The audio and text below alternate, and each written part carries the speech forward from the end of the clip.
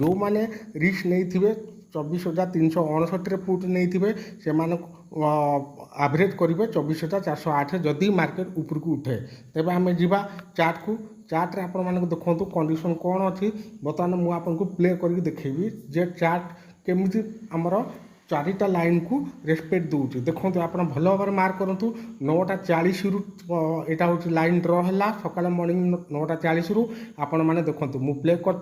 देखो बर्तमान देखो मार्केट धीरे धीरे डाउन को चलला आपण मार्केट उपरक आसला जो आप देखो EOR -1 ही टच कला 369 से आप पुट नहीं पारते जो मैंने रिस्क नहीं से नेला